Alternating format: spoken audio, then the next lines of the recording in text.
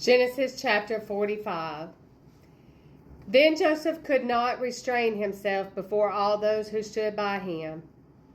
And he cried, "Make everyone go out from me." So no one stood with him while Joseph made himself known to his brothers. And he wept aloud, and the Egyptians and the house of the Pharaoh heard it. Then Joseph said to his brothers, "I am Joseph. Does my father still live?"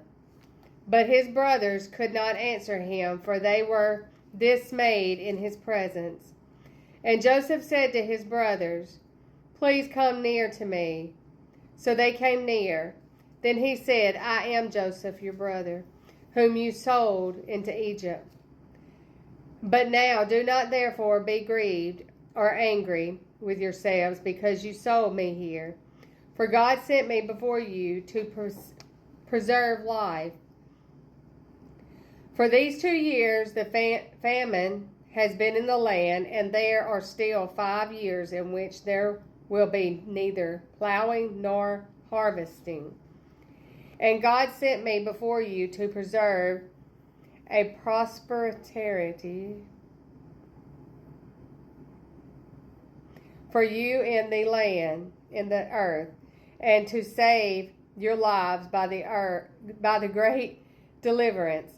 So now it was not you who sent me here, but God, and he has made me a father to Pharaoh, and Lord of all his house, and a ruler throughout all the land of Egypt.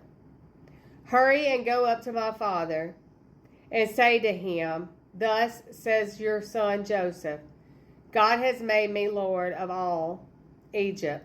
Come down to me, do not tarry. You shall dwell in the land of Goshen, and you shall be near to me, you and your children, your children's children, your flocks, and your herds, and all that you have.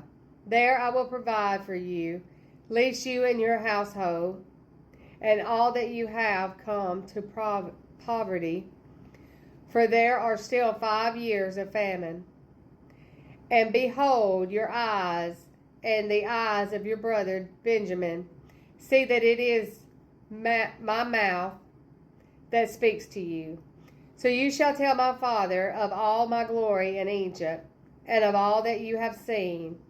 And you shall hurry and bring my father down here." Then he fell on his brother Benjamin's neck and wept. And Benjamin wept on his neck. Moreover, he kissed all his brothers and wept over them. And after that his brothers talked with him. Now the report of it was heard in Pharaoh's house, saying, "Joseph's brothers have come." So it pleased Pharaoh and his servants well. And Pharaoh said to Joseph, "Say to your brothers, do this, load your animals and depart. Go to the land of Canaan. Bring your father and your household and come to me. I will give you the best of the land of Egypt, and you will eat the fat of the land. Now you are commanded, do this.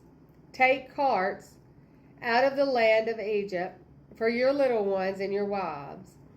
Bring your father and come. Also do not be concerned about your goods, for the best of all the land of Egypt is yours." Then the sons of Israel did so, and Joseph gave them carts, according to the command of Pharaoh, and he gave them provision for the journey.